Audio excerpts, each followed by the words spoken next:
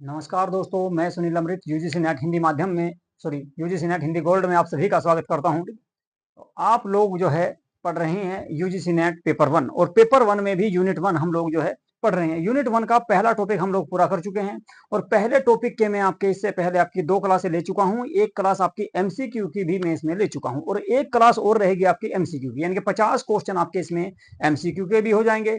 इसी के साथ साथ आपके जो है क्या इसी के साथ साथ आपका ये वाला टॉपिक आपका पूरा हो जाएगा शिक्षण अभिवृत्ति में, जिसमें शिक्षण की अवधारणा, शिक्षण के स्तर और शिक्षण की विशेषताएं जो थी वो टॉपिक आपका इसमें पूरा हो जाएगा। पहली यूनिट में आपके 6 टॉपिक दिए गए हैं, उन 6 में से एक टॉपिक आज आपका कंप्लीट हो जाएगा, ठीक है। इसके अलावा 5 टॉपिक और रह जाएंगे, यानी कुल मिलाकर पहले टॉपिक से ही आपकी 4 क्लासें आ चुकी हैं। तो लगभग ये मान के चलोगे 6 टॉपिक हैं, तो 6 चौक 24, ठीक है, यानी कि 6 3 18 या 24, ठीक है। तो कुल मिलाकर आपका 20 इसमें क्लास के आसपास आपकी होने वाली है यूनिट वन से ही, ठीक है। यूनिट वन से ही आपकी लगभग 20 क्लास के आसपास होने वाली है। तो इतना मैं इसमें डिटेल से आप लोगों को पढ़ा रहा हूँ, ठीक है। इतना डिटेल से आप लोगों को इस बार जो है आपका यूजीसी नेट के लिए जो आपका एग्जाम होगा कब, दिसंबर 2025 में। दिसंबर 2025 को ध्यान में रखते हुए हम लोगों ने ये बैच बनाया है। बैच का नाम है मंथन, न्यू सीरीज है, ठीक है। और यूनिट वन पढ़ रहे हैं, पेपर वन की, ठीक है। इससे पहले आप लोगों की मैं 3 क्लासें करा चुका हूँ, ये चौथी क्लास रहेगी, ठीक है। तो चलिए करते हैं आज की क्लास। एमसीक्यू क्वेश्चन रहेंगे इसमें, ठीक है। जो पिछले टॉपिक पढ़ाए हैं उनसे संबंधित ही क्वेश्चन आपके इसमें आ रहे हैं। तो आज का जो टॉपिक रहेगा सबसे पहला वो रहेगा मूल्यांकन, यानी कि फीडबैक, ठीक है। मूल्यांकन के बारे में बात करेंगे। तो मूल्यांकन का मुख्य उद्देश्य क्या होता है, सबसे पहला तो आपको ये बताना। बताओ भाई कि मूल्यांकन का जो उद्देश्य होता है, मुख्य उद्देश्य वो क्या होता है, ये आपको इसमें बताना है। तो जो है मूल्यांकन, मूल्यांकन यानी कि फीडबैक, ठीक है। मूल्यांकन का मुख्य उद्देश्य क्या होगा, बता दो फटाफट। मूल्यांकन का मुख्य उद्देश्य क्या होता है, ठीक है। तो मूल्यांकन का मुख्य उद्देश्य क्या होगा ये आपको इसमें बताना है, ठीक है। तो मुख्य उद्देश्य क्या होगा, देखो, छात्रों को डांटना होता है? जी नहीं, छात्रों को डांटना बिल्कुल भी नहीं है। छात्रों को कम अंक देना होता है? छात्रों को कम अंक देना भी इसमें नहीं होगा। इसके अलावा शिक्षण प्रक्रिया को प्रभावशाली या प्रभावशीलता जानना, शिक्षण प्रक्रिया को प्रभावशीलता जानना होता है, या फिर आपका शिक्षण का मूल्यांकन करना होता है। तो मूल्यांकन का प्रभाव या मूल्यांकन का मुख्य उद्देश्य क्या होता है ये आपको इसमें बताना है भाई, ठीक है। तो बता दो फटाफट, ठीक है। मूल्यांकन का मुख्य उद्देश्य क्या होगा? तो मूल्यांकन का मुख्य उद्देश्य क्या होगा यही आपको इसमें ये बताना था। देखिए भाई, इसका जो सही आंसर होगा वो सही आंसर कौन सा हो जाएगा? देखो, शिक्षण का मूल्यांकन करना तो नहीं होगा, शिक्षण का तो सॉरी शिक्षक का मूल्यांकन करना नहीं होगा। मूल्यांकन किया जाएगा किसका? बच्चे का। तो छात्र का मूल्यांकन अगर यहाँ पर आ जाता तो बिल्कुल सही होता, ठीक है। लेकिन अब इसमें कौन सा होगा? शिक्षण प्रक्रिया की प्रभावशीलता को जानना। तो सी आंसर आपका इसमें बिल्कुल सटीक या सही हो जाएगा। अगला क्वेश्चन देखते हैं कौन सा है। फीडबैक का उद्देश्य क्या होता है? वही है मूल्यांकन या फीडबैक का उद्देश्य क्या होता है? शिक्षा की आलोचना करना? जी नहीं। सजा देना? जी नहीं। सुधार के अवसर प्रदान करना? हो सकता है। छात्रों को भ्रमित करना? बिल्कुल नहीं होगा। तो आंसर इसका भी आपका कौन सा हो जाएगा? सी आंसर आपका इसका सही हो जाएगा। चलिए जी, तो इसका आंसर आपका कौन सा हो जाएगा भाई? सी ऑप्शन आपका इसमें सही हो जाएगा जी, सुधार के अवसर प्रदान करना। फीडबैक का उद्देश्य होगा, फीडबैक का मुख्य उद्देश्य, फीडबैक या मूल्यांकन का जो मुख्य उद्देश्य होता है वो छात्रों में सुधार के अवसर प्रदान करना होता है। उनकी जो है नॉलेज को, जानकारी उनकी नॉलेज को, उनकी जिज्ञासा को जानना होता है, उनकी बुद्धिमत्ता को जानना होता है। अगला क्वेश्चन है, निरंतर और व्यापक मूल्यांकन का उद्देश्य है। बताओ भाई, निरंतर और व्यापक जो मूल्यांकन है उसका उद्देश्य क्या होगा? बताओ फटाफट क्या होगा?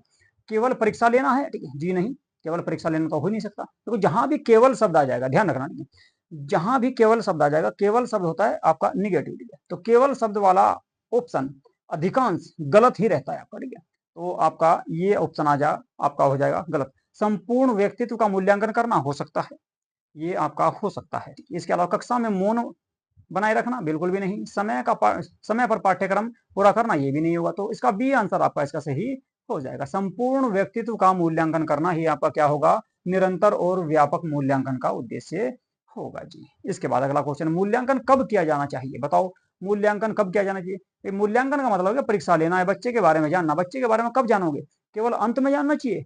केवल अंत में भी जानना सही नहीं होगा, ठीक है। केवल अंत में भी जानना सही नहीं होगा। केवल शुरुआत में भी नहीं जानना सही होगा, और केवल परीक्षा में भी नहीं। तो शिक्षण के पूर्व यानी कि शिक्षण से पहले भी जान सकते हैं, शिक्षण के दौरान भी जानना चाहिए, और शिक्षण के पश्चात भी जानना चाहिए। यानी कि एक बच्चे का मूल्यांकन हमको एक तो जो है शुरुआत में भी करना चाहिए, उसके बाद आपका जब आपका शिक्षण दिया जा रहा हो उस बच्चे को तो उस दौरान भी करना चाहिए, उस दौरान भी किया जाना चाहिए। इसके अलावा जब एंड में सब कुछ उसको पढ़ा दिया जाए तो तब भी उसका मूल्यांकन करना चाहिए। तो डी आंसर आपका इस क्वेश्चन के अनुसार डी आंसर आपका इसमें सही हो जाएगा भाई। ठीक है, चलिए जी अगला क्वेश्चन देखेंगे।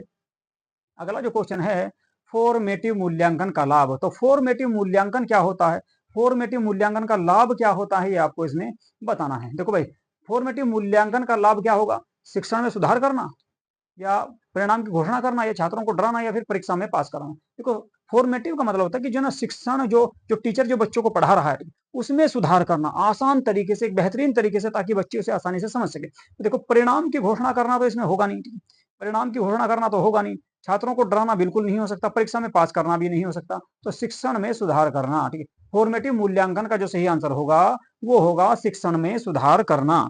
ठीक है भाई, शिक्षण में सुधार करना इसका सही आंसर हो जाएगा। ठीक है, चलिए जी अगला क्वेश्चन देखेंगे भाई कौन सा है। ठीक है, चलिए अगला क्वेश्चन देखेंगे कि कौन सा है भाई। ठीक है, अगले क्वेश्चन की बात करते हैं। अगला क्वेश्चन की अगर मैं बात करूं आप लोगों के सामने तो वो है आपका कौन सा, अगला क्वेश्चन आ चुका है भाई, आधुनिक शिक्षण सिद्धांत और आईसीटी का उपयोग क्या होगा इसमें। तो आधुनिक शिक्षण पद्धतियां किस पर बल देती है, बताओ भाई, आधुनिक जो शिक्षण पद्धतियां हैं वो किस पर बल देती है। आधुनिक शिक्षण पद्धतियां किस पर बल देती है, क्या शिक्षक पर देगी या छात्र की सक्रियता पर भाग देगी, वो सॉरी बल देगी, या फिर आपका पाठ्य पुस्तक पर देगी या फिर परीक्षा पर देगी। देखो आधुनिक, आधुनिक यानी कि जो वर्तमान में जो शिक्षा पद्धति है, और इसके अलावा आईसीटी जो है, ठीक है, आईसीटी जो है, ठीक है, तो ये ऐसी शिक्षा पद्धति हैं जो क्या करती हैं, ये छात्रों की सक्रियता पर भाग देती है, छात्रों की एक्टिविटी पर भाग देती है, न कि शिक्षक पर, न ही पाठ्यक्रम पर, और न ही परीक्षा पर। तो छात्रों की या छात्र की सक्रियता, एक्टिविटी जो है छात्र की, उसमें ये सबसे ज्यादा बल देती है आधुनिक शिक्षा पद्धति की। इसके बाद आईसीटी का प्रमुख लाभ क्या है, आईसीटी का प्रमुख लाभ क्या हो सकता है बताओ। अच्छा ठीक है, आईसीटी का प्रमुख लाभ क्या हो सकता है जी, बहुत आसान क्वेश्चन है। छात्रों को व्यस्त रखना हो सकता है जी, नहीं। क्या परीक्षा परीक्षा में सहायता करना है, या शिक्षण को अधिक रोचक और प्रभावी बनाना है, या फिर इंटरनेट खर्च करना। देखो मैं आप लोगों को पढ़ा रहा हूँ और मैं आप लोगों को एनिमेशन के माध्यम से पढ़ा रहा हूँ, एनिमेशन के माध्यम से पढ़ा रहा हूँ, रूट करके आपके सामने आ रहा, तो आपको क्या अच्छा लग रहा है, रुचि आपकी जो ना, एक तो प्रभाविता बढ़ रही है, दूसरा क्या हो रहा, रोचकता बढ़ रही है आप लोगों की, आपको अच्छा लग रहा है। आपको ये क्वेश्चन इस तरह से घूम के आते हैं तो थोड़ा सा आपको क्या लग रहा, अच्छा लग रहा। तो ये आईसीटी का ही तो प्रयोग किया जा रहा है इसमें। क्या हो रहा है कि आईसीटी का ही प्रयोग मैं इसमें कर रहा हूं, ताकि आपको जो है ये वीडियो अच्छी लगे, अच्छी तरह से समझ में आए। ठीक है, तो कैसा रहेगा, शिक्षण को अधिक रोचक और प्रभावी बनाना, इसका प्रमुख लाभ होता है शिक्षण को अधिक रोचक और प्रभावी बनाना। चलिए भाई अगले क्वेश्चन की बात करेंगे। स्वायम का उद्देश्य क्या है, स्वायम एक योजना है, इसका उद्देश्य क्या होगा ये आपको बताना बैठिए। स्वायम जो है ये एक योजना है भारत सरकार की, और इसका उद्देश्य क्या होता है ये आपको बताना है। ठीक है, बताओ जी फटाफट, स्वयं जो है इसका उद्देश्य क्या होगा, बताओ जी फटाफट इसमें। ठीक है, इसमें फटाफट आप लोगों को बताना है भाई, क्या इसका सही आंसर होने वाला है, क्या इसका सही आंसर होने वाला है। देखो भाई, स्वयं जो है एक योजना है, इसमें आपका बेरोजगारों को नौकरी देना तो नहीं है, शिक्षकों को हटाना भी नहीं होगा। ठीक है, शिक्षकों को हटाना भी नहीं होगा। इसके अलावा निःशुल्क ऑनलाइन शिक्षा प्रदान करना इसका सबसे प्रमुख उद्देश्य जो है, बच्चों को निःशुल्क और अनिवार्य शिक्षा प्रदान करना है, ऑनलाइन शिक्षा प्रदान करना है। इसके माध्यम से बच्चों को ऑनलाइन शिक्षा प्रदान की जाती है, तो प्राइवेट कोचिंग को बढ़ावा देना भी इसका आंसर नहीं होगा। अगला क्वेश्चन, मोक्ष का पूर्ण रूप क्या है। एम से बनेगा मैसिव, ओ से बन जाएगा ओपन, ओ से बन जाएगा ऑनलाइन, सी से बन जाएगा कोर्सेज। ठीक है, तो मैसिव ओपन ऑनलाइन कोर्सेज इसका सही आंसर होगा बी आपका। फुल फॉर्म पूछी गई भाई, कई बार इस तरह के क्वेश्चन भी आपको एग्जाम में देखने को मिलते हैं, तो इसका सही आंसर होगा मैसिव ओपन ऑनलाइन कोर्सेज। अगले क्वेश्चन की बात करेंगे। अगला क्वेश्चन है दीक्षा पोर्टल किससे संबंधित है। तो दीक्षा जो पोर्टल है वो किससे संबंधित है ये आपको इसमें बताना है। ठीक है, तो फटाफट बता दीजिएगा इसका सही आंसर क्या होगा। देखो दीक्षा जो है वो स्वास्थ्य से संबंधित तो बिल्कुल भी नहीं है, पुलिस व्यवस्था से संबंधित भी बिल्कुल नहीं है। ठीक है, तो दोनों कट हो जाएंगे, और सरकारी नौकरी से भी संबंधित नहीं है। ये संबंधित है शिक्षक प्रशिक्षण, यानी कि टीचरों को प्रशिक्षण देना, ट्रेनिंग देना, और डिजिटल शिक्षा प्रदान करना, टीचरों को डिजिटल शिक्षा, ऑनलाइन शिक्षा प्रदान करना, ताकि वो कंप्यूटर चलाना, डिजिटल बोर्ड चलाना जान सके और बच्चों को उसके माध्यम से पढ़ा सकें। तो इसका सही आंसर होगा सी ऑप्शन आपका इसमें सही हो जाएगा, शिक्षक प्रशिक्षण एवं डिजिटल शिक्षा। अगला क्वेश्चन, अधिगम सिद्धांत और मनोवैज्ञानिक आधार पर है, इससे संबंधित है भाई। प्रयास और त्रुटि सिद्धांत किसने दिया था, ये परिभाषा है एक तरह की, ये आपका एक सिद्धांत है, किसने दिया था ये आपको बताना है। प्रयास और त्रुटि, प्रयास और त्रुटि यानी कि बार बार प्रयास करना और गलती करना, प्रयास और त्रुटि जो है ये सिद्धांत किसके द्वारा दिया गया था आपको बताना है।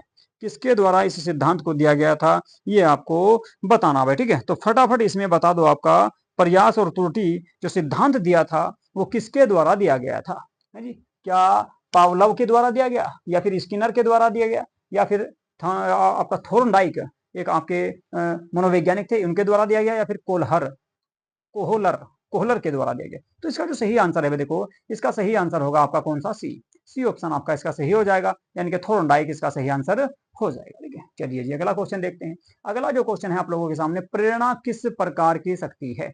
प्रेरणा जो है वो किस प्रकार की शक्ति है, किस प्रकार की पावर है, बताओ। बाधा डालने वाली है, बाधा डालने वाली है क्या, नहीं, बाधा डालने वाली तो बिल्कुल भी नहीं हो सकती। मोटिवेशनल बाधा डालने वाली कैसे हो सकती है, निष्क्रिय भी नहीं हो सकती और ना ही अवरोधक हो सकती। तो प्रेरणादायक हो सकती है, मोटिवेशनल हो सकती है। ठीक है जी, चलिए अगला क्वेश्चन देखेंगे।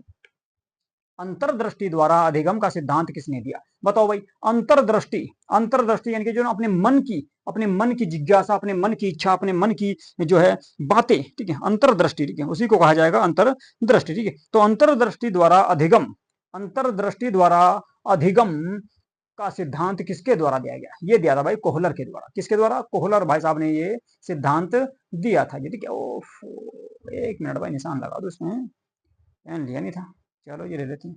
देखो भाई, यदि आप लोगों ने हमारे YouTube चैनल को सब्सक्राइब नहीं किया है तो प्लीज जो है हमारे YouTube चैनल को सब्सक्राइब कर ले, क्योंकि यहाँ पर आपको यूजीसी नेट पेपर 1 की 10 यूनिट कंप्लीट तरीके से बिल्कुल जिस तरह से पढ़ा रहा हूँ, थ्योरेटिकल, ठीक है, थ्योरेटिकल बिल्कुल, ठीक है, डिटेल में। इसके अलावा एमसीक्यू भी इसके कराऊंगा साथ साथ, और पीवाईक्यू भी इसके कराने वाला हूँ। यूजीसी नेट दिसंबर 2025 में जो एग्जाम होगा उसको ध्यान में रखते हुए ये बेंच स्टार्ट किया गया है। बेंच का नाम है मंथन सीरीज, मंथन बेंच, ठीक है, मंथन बेंच है, ठीक है। और पूरी तरह से बिल्कुल डिटेल से, बिल्कुल अंदर से इस तरह से पढ़ाऊंगा।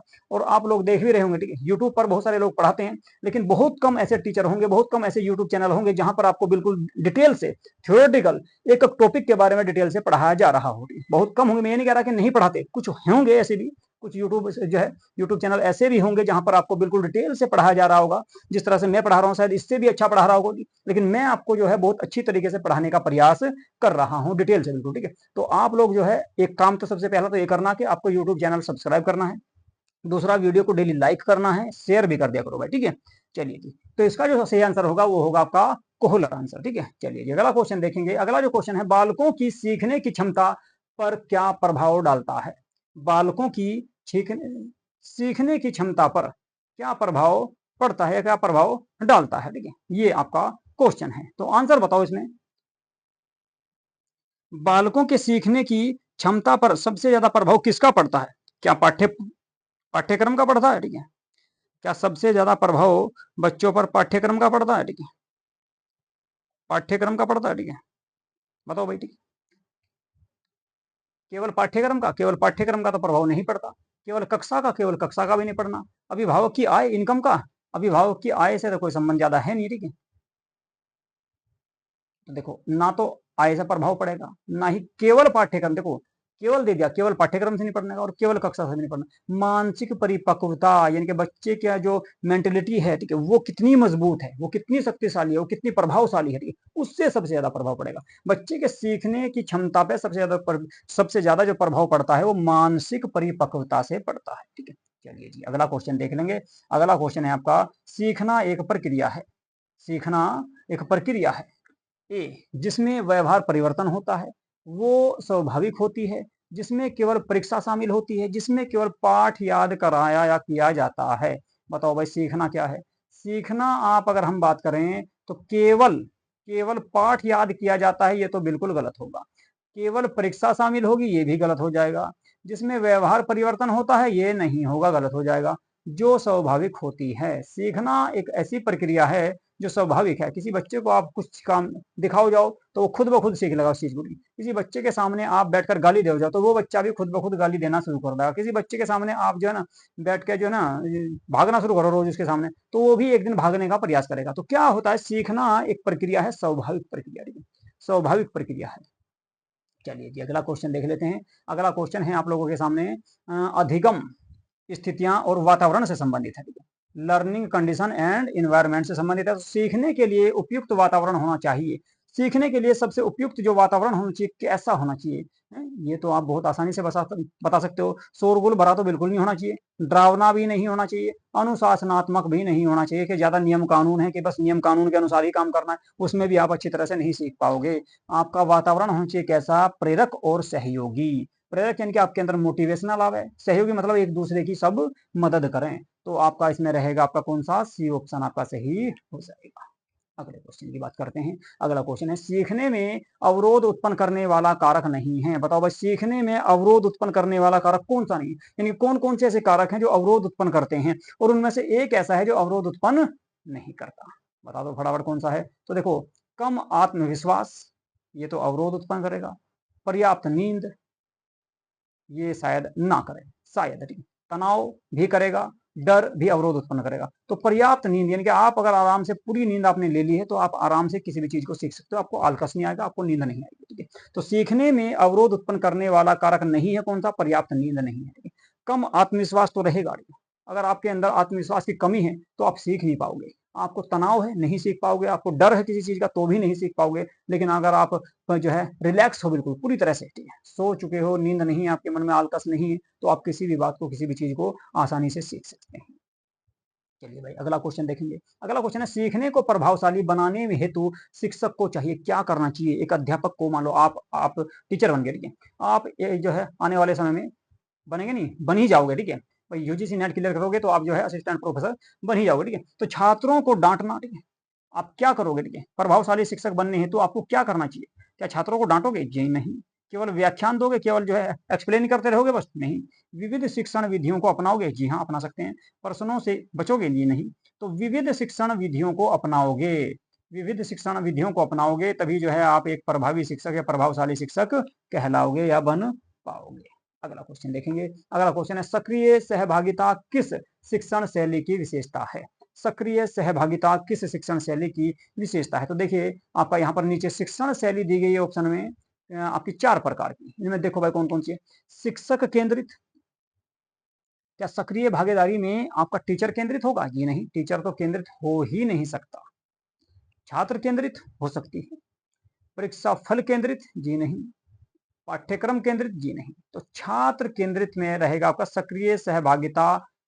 शिक्षण किस शैली की विशेषता है, तो छात्र केंद्रित, यानी कि छात्र को केंद्र में रखकर उसका पाठ्यक्रम बनाया जाएगा। छात्र को केंद्र में रखकर एक अध्यापक बच्चे को पढ़ाएगा। छात्र को केंद्र में रखकर ही उसका परीक्षा फल तय किया जाएगा। तो कुल मिलाकर आंसर सही होगा आपका बी। चलिए जी, अगला क्वेश्चन देख लेते हैं। अगला क्वेश्चन है आप लोगों के सामने, समूह कार्य में शिक्षण कराने का मुख्य लाभ क्या होता है। अगर आप समूह कार्य में, यानी कि एक साथ बच्चों को बैठा कर समूह में कोई शिक्षण कार्य कराओगे, बच्चों को पढ़ाओगे, बच्चों को समझाओगे, तो क्या होगा, अनुशासन बना रहेगा। हो सकता है, नहीं भी हो सकता है, ठीक है, छोड़ दो भी, ठीक है। शिक्षक का कार्य घटता है, जी हाँ ऐसा भी हो सकता है, क्योंकि शिक्षक को अलग अलग बच्चों को ना पढ़ा के एक साथ सबको पढ़ा रही।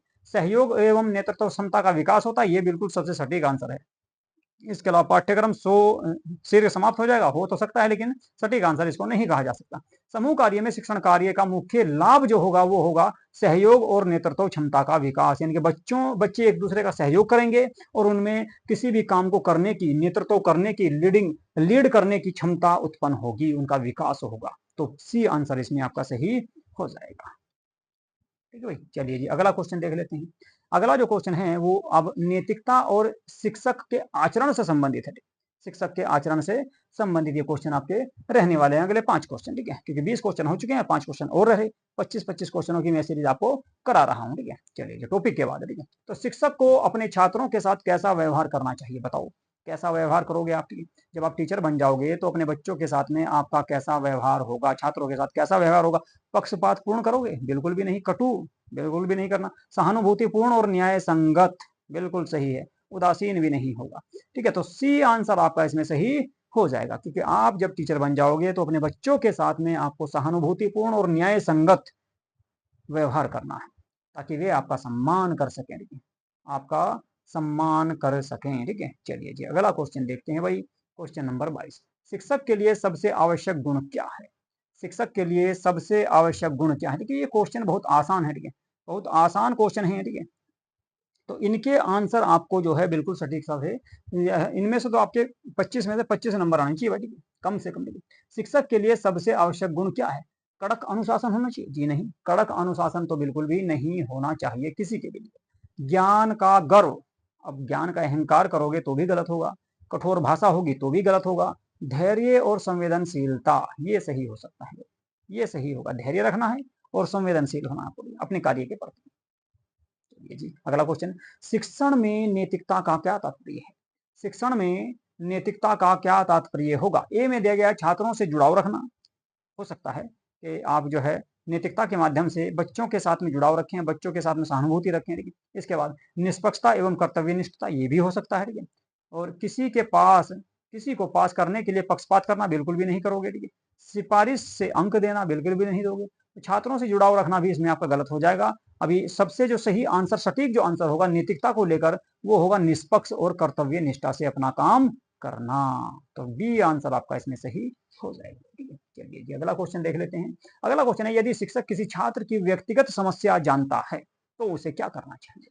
बताओ भाई, अगर आप किसी की व्यक्तिगत, आपकी कुछ समस्या है किसी बच्चे को, और आपको उसके बारे में जानकारी है, तो आप एज ए टीचर क्या आप करोगे? उसकी समस्या को दूर कैसे करने करोगे? क्या अनदेखा कर दोगे? अनदेखा तो करना नहीं चाहिए। ठीक है, उसका मजाक बनाओगे? बिल्कुल भी नहीं, मजाक नहीं बनाएंगे। माता पिता को डांटना, माता पिता को भी नहीं डांटेंगे। मार्गदर्शन दोगे उसे, ठीक है, के रास्ता बताओगे, उचित मार्गदर्शन प्रदान करोगे कि भाई तुम्हारे पास ये समस्या है, इसका ऐसे समाधान, इसका हल ऐसे निकाला जा सकता है। मार्गदर्शन दोगे, उसे 2-4 ऑप्शन दोगे। ठीक है, कि भाई इस तरह से, या तो इस समस्या का हल इस तरह से कर लो, या फिर इस तरह से कर लो। 2-4 ऑप्शन दोगे ताकि वो किसी एक, एक, एक, एक 2-4 में से किसी एक ऑप्शन को अपना सके, या उसके अनुसार अपना आंसर निकाल सके। तो आंसर जो इसका सही होगा क्वेश्चन का, वो हो जाएगा भाई सी ऑप्शन आपका इसमें सही हो जाएगा। अगला क्वेश्चन जो है आपके सामने, वो है शिक्षण के क्षेत्र में सफलता के लिए शिक्षक में निम्न में से कौन सा गुण सर्वाधिक आवश्यक है? यानी कि सबसे ज्यादा जरूरी, एक आपका शिक्षण के क्षेत्र में एक अच्छा टीचर बनने के लिए सबसे ज्यादा आवश्यक जो गुण है वो कौन सा होना चाहिए? टीचर के अंदर भाई। ठीक है, ठीक है, तो टीचर के अंदर सबसे आवश्यक गुण कौन सा होना चाहिए? देखो जी, उसके बारे में देखते हैं। हाजिरी देना, हाजिरी देना तो सबसे आवश्यक गुण नहीं माना जा सकता। कक्षा को नियंत्रित करना भी सबसे अच्छा गुण नहीं माना जा सकता। मोबाइल चलाना तो बिल्कुल भी अच्छा गुण नहीं है भाई। ठीक है, अधिगम के लिए प्रेरणा देना, यानी कि पढ़ने के लिए मोटिवेशनल करना, बच्चों को पढ़ने के लिए प्रेरित करना सबसे अच्छा गुण माना जाएगा जो ऑप्शन में दिए गए हैं उनके अनुसार। ठीक है, सी ऑप्शन हो जाएगा। तो ये थे भाई आज के आपके 25 क्वेश्चन। ठीक है, तो अगला जो आपका टॉपिक रहेगा, अगले टॉपिक की अगर हम बात करेंगे तो अगला टॉपिक जो होगा वो रहेगा शिक्षार्थी की विशेषताएं, किशोर और वयस्क शिक्षार्थी की अपेक्षाएं, शैक्षिक, सामाजिक, भावात्मक और संज्ञानात्मक, व्यक्तिगत भिन्नताएं जो होती हैं एक बच्चे के अंदर। अभी हमने टीचर के बारे में पढ़ा है, अभी ज्यादातर हमने जो पढ़ा है वो टीचर के बारे में पढ़ा है। ठीक है, अधिगम के बारे में पढ़ा है। ठीक है, ठीक है, तो अब जो पढ़ेंगे हम, अब पढ़ना है हमको विद्यार्थी के बारे में। तो अगला जो टॉपिक रहेगा हमारा वो विद्यार्थी से संबंधित है। विद्यार्थी की विशेषता, किशोरावस्था और वयस्क अवस्था में उसकी अपेक्षाएं क्या क्या होती हैं, उसकी इच्छाएं क्या क्या होती हैं, शैक्षिक, सामाजिक, भावात्मक और संज्ञानात्मक तथा व्यक्तिगत भिन्नताएं उसमें क्या क्या होती हैं, उन सब के बारे में बात करेंगे अगली क्लास में। ठीक है, तो मैंने आप लोगों के 50 MCQ आपके करा दिए हैं कंप्लीट। ठीक है, जो पहला टॉपिक मैंने कराया था उससे संबंधित आप लोगों को मैंने 50 MCQ कंप्लीट करा दिए हैं, 25-25 करके 2 क्लासों में। ठीक है, तो ये क्लासें आपको कैसी लगी? क्या आपकी समझ में आ रही है या नहीं आ रही है, या कुछ समस्या है किसी प्रकार की, या किसी और तरीके से आप लोग इसमें पढ़ना चाहते हैं, तो प्लीज मुझे जो है कमेंट बॉक्स में जरूर बताएं। आपकी समस्या जरूर सुनी जाएगी और उस पर मैं विचार करूंगा। ठीक है, और उसमें सुधार करने का भी प्रयास जरूर किया जाएगा भाई। ठीक है, ताकि आप लोगों को जो है ये बातें समझ में आ सके और आप दिसंबर 2025 में जो नेट का एग्जाम होगा उसे आसानी से क्लियर कर सकें। तो चलिए, यदि आप लोगों ने हमारे YouTube चैनल को सब्सक्राइब नहीं किया है तो प्लीज हमारे YouTube चैनल को सब्सक्राइब अवश्य कर लें और वीडियो को लाइक तथा शेयर जरूर कर दें। ठीक है, चलिए जी, नमस्कार।